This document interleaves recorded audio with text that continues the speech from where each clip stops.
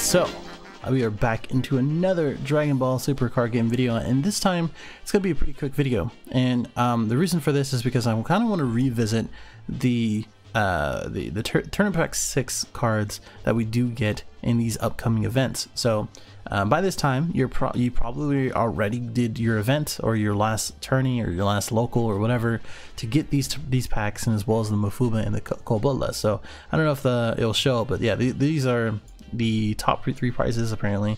Like the extra packs, hopefully we didn't get any, but you know, but that's just per LGS. The new sleeves, and as well as the Mafuma and the Kobola. So those are the things you do get in the upcoming or the current set 6 tournaments. But what I want to do is kind of revisit all of these cards and to kind of shape up what we're going through in this upcoming meta, in this current one, because now we just did the the top 16 for the North Carolina, and we just had that celebration. We're going into the Chicago and the new celebration. I kind of want to again revisit these cards with the knowledge that I know now and what everybody knows, and kind of get your guys' opinion as far as what are these going to be useful, if they're not going to be useful, etc.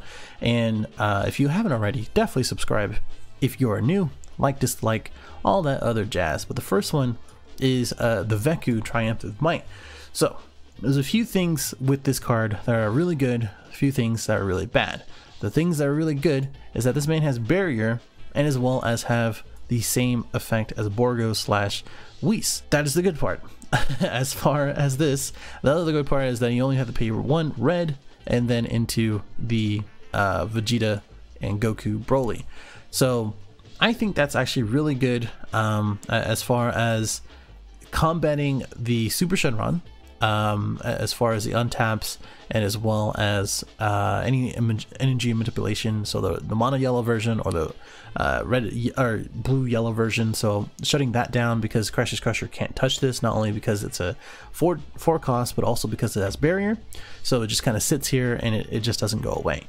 And the only way that it does go away is if something attacks in an active mode or ignores barriers, which the 3-drop Goku or Vegeta, I think the Vegeta does, the Vegeta Broly, and as well as like the energy something, I don't know what it is, it's like a 4-drop, the burst energy Bardock that attacks in active mode. So that's another thing that people have to tech in, just like how we were talking about feature rare Goku, and as well as just feature rare Goku. There you go. So literally the same issue, literally the same attack power. I wish this man was at 15, but I guess a 1 cost 15k that does all this is too much for Bandai.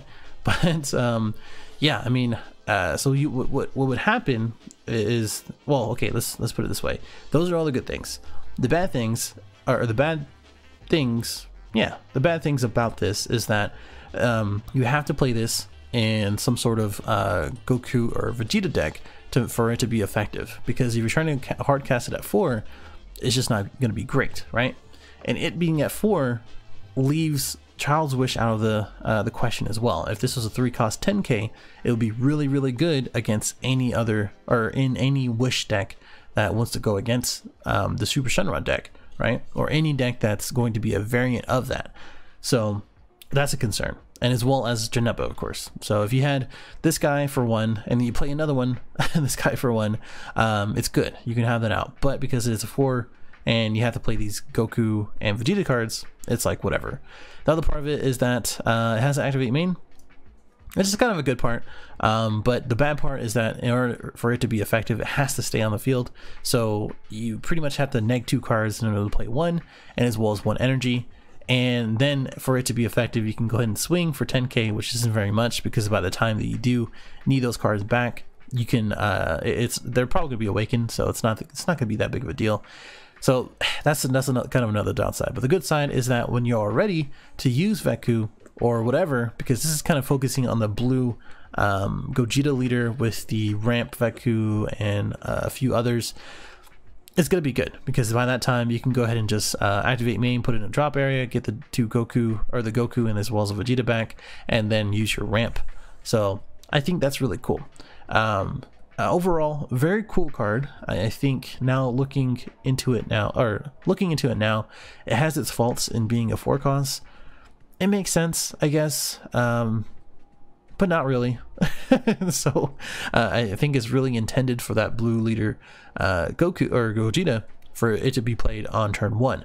So that way it can combat against the storm deck and anything that untaps. So if you're going to be playing that blue deck or even the red deck or even anything that plays the Goku in a Vegeta Broly deck, like the baby deck that I'm working on, please play this card because it's going to be a good one. Hercule, Majin Whisper. I'm gonna skip this one because this theoretically could be a good card, but there's just so many options for this. I'm going to open this up to the comments if you are willing to give me a little bit more insight of how this would work a little bit better than what I think it is, because what happens is you play it, you choose one Majin Buu in your battle area, which my guess would be the 1-drop that draws, and then with an energy cost of 1 under it, which again you would have to have a Majin Buu and then like the 1 cost, and then EX evolve on it or something, or evolve on it, and then use this one. You choose the Majin Buu among them and play it, I guess.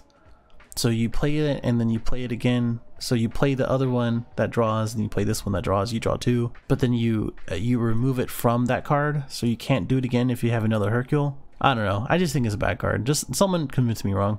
All right, here's the Demon Invasion or Demonic Invasion Majin Buu. This is still good. So the thing that this is good in, which I'm trying to see if there's any, I'm trying to think there's anything else, but really the main thing is really catered towards still that set 6 Buu. I don't think Shenron Buu is really going anywhere. I'm pretty sure people should just revisit that and see if that's any good. But this would be a pretty good card right after it in case it gets KO'd. So it just says if a 6 or more Majin Buu is removed by battle area by the opponent's skill, you activate it. You just go ahead and just play it for free. It's a 7 cost, 30k, and along with the Champa or something else, it can do some damage. So I would say it's good in Buu, and I think people should look into that. I don't think it's competitive, but I think some creatives and as well as people who can get good at the deck can do really well with it. Super Saiyan God Vegeta, I think this is still a really good deck, and I think, or a really good card, and I think this is perfect for Lord Slug.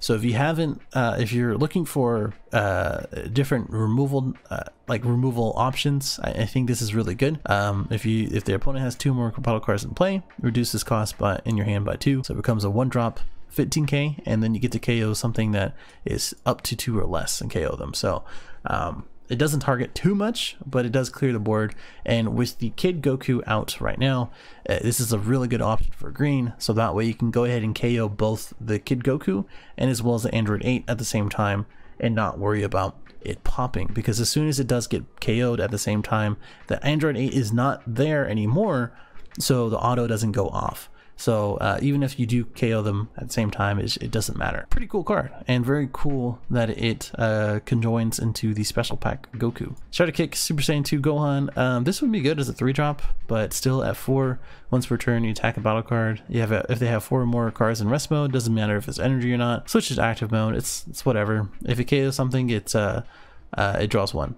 I think this with the maybe 3-drop card, which is down here, is going to be good, because you get to attack in active mode. I said this before. You get to draw 1 from the ball, and then draw 1 here if you KO something and swing twice. That's it. That's all I can say. Now, this Bojack I kind of looked over last time, and that's why another reason why I wanted to revisit it. But this is a 4-drop 20,000 with double strike. But if your opponent has 2 more cards in play in rest mode, doesn't matter. Oh, actually, battle cards in rest mode, reduce this card in your hand by 1. So effectively it becomes a 3. So it's a 3-drop 20,000. Double striker, and when you play this card from your hand, you choose one of your opponent's battle card in rest mode, and it can't be switched to active mode until the end of the opponent's turn, which basically is just a turn and a half, basically. And I think this is really good, and the reason for that is because of the other Bojack Brigade cards. So with Kokua, you pay 1 energy and you place it in a drop area, so you get to swing with this guy for 2 costs, 15k. And then you get to choose 1 in rest mode. It can't be switched to active mode. And of course, if they have 2 cards, which you will with the TP promo, you get to play the other one for 1 energy, and then both cards can't be switched to active mode. So that in itself, it's pretty strong. So you get that swing, and then right after that, you get to play the new promo as long as they have those 2 battle cards. And this guy gets to again make sure it doesn't switch to active mode, and it does have double strike. The other part of it is that this chick who probably is going to be on the field along with the other person, you get to activate main and gains critical. So it's a double strike critical, 20,000 right after that.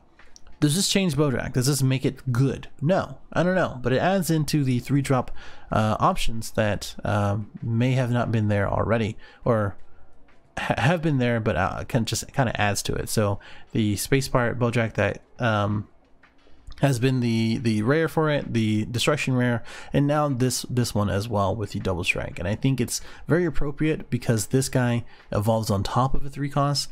This one is energy cost of 3 only, so that is why you need to play these two anyway, because this guy is a 4 cost. This is only good in case you want to gain a little more board presence and make this a little bit more consistent and useful. Anyway, that's Bojack. I'm sure Eggman can comment and see or talk about how I'm wrong or right. Now the 3-star. Again, this one is the one in which you can attack battle cards in active mode. So I think this is good in really any deck, especially if we have beaters. So like Kid Goku or whoever that plays out a lot of battle cards that are like 15k or more, you can go ahead and just play this, draw 1 card, which is always good. Just anything that draws you a card is almost always good. And you can choose 1 battle card and you can get to attack in active mode. So something that is like a 30,000 attacker and swing something into active mode it's going to be pretty good. And this is also immediately going to be a counter for something like Hot and Mastery, in which he's going to be trying to swing at the path to greatness. So that swinging like 30,000 to 19,000, they either have to counter or waste a lot of cards to protect it, and I think that's pretty good. I think this is going to be a good card that people should not sleep on, slash you know, just consider, just make sure to consider, just make sure, yeah. And then the 5-star ball, in which this one draws and it gains blocker. We haven't had a revenge card printed in like 2 to 3 sets since set 2 or something, so that's kind of another annoying part. I guess they didn't want to break the meta or something, but I think with the new set, and it was as well as the anniversary stuff, we might see some more. So who knows, we might see some more, might not. But I think for the blocker thing, just the blocker keyword is good, especially if you have something that has barrier. Like for instance, if you're playing Kid Goku, I'll just refer back to him. If you're playing the Chi-Chi, you get to go ahead and just use her as a blocker because she has barrier. But anything with barrier, you can just go ahead and just, there you go, there's a blocker, you can't remove it, get around this, here's another defensive mechanism. Sweet. And of course all of these are available in 29.19. So well, should have thought about that before making this video. Nah, they're available now. That's really about it, guys. I mean, if anything, there's not too much as far as anything else. The new events are coming up for celebrations. Again, we have the, where is it? Celebrations? Here. The next celebration in Chicago, of course. So this weekend, and then I'm going to be the one in San Diego. Come find me, as always. I'm more than happy to do some deck profiles and say hi. But other than that, like, dislike, comment below what you think about all this, and I'll see you in the next one. Later.